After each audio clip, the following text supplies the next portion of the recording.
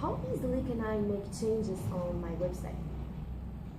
I would say it's easy to make the changes to the website for a lot of people, but what may happen as a consequence of that change is a whole nother story. And I'd like to defer to you, Iman, because I know you've built a lot of websites in the financial industry you've worked in the insurance industry, and also as a marketing consultant on both the strategy side, but also overseeing the coding aspects and elements of a website. So what goes into a website, Iman?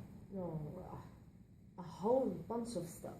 Images, videos, content, blogs, reviews, social media, and the list goes on and on and on. It's just, it cannot end. It's right. Huge to make a website. It's not. It looks easy, but what's in behind, it's just huge, and I know that for a fact. Right, and one of the things that a lot of people do is they go ahead and they jump in and they buy a pre-constructed theme, right? Which is great because it's going to look like this. Yeah. The hard work's over now, you know. Yeah, I know. And it makes it easier, but the more when you buy a pre-constructed theme, and I didn't know this up until recently, it comes with a whole bunch of baggage, meaning extra stuff and bells and whistles, and it affects loading time. Absolutely. And, Absolutely. you know, there are things that, I mean, you can take this rams, roms, and bits and bytes stuff, the geek speak stuff, to astronomical levels. And I've seen it, you know, fortunately, sitting on the outside looking in, I didn't have to know all the answers. That's why we have a team. And, you know, my unique brilliance and Iman's unique brilliance, you know a little bit more about it than I do.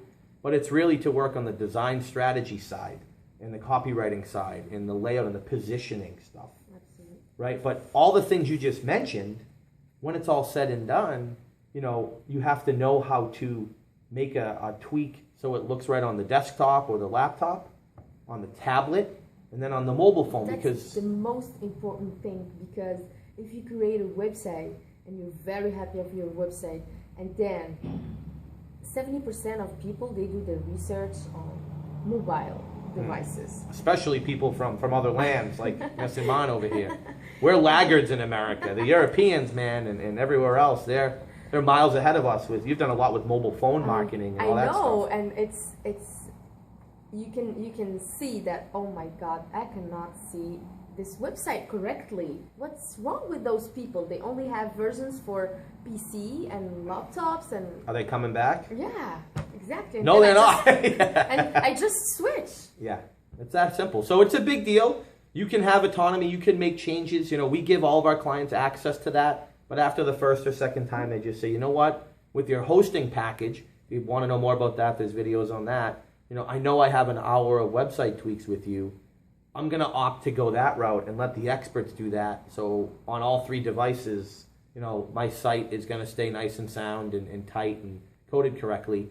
And so the user experience isn't going to be affected in a negative way. So if you want to be the do-it-yourselfer, that's cool. But again, there's some things that you shouldn't do, even if you can. My suggestion solely.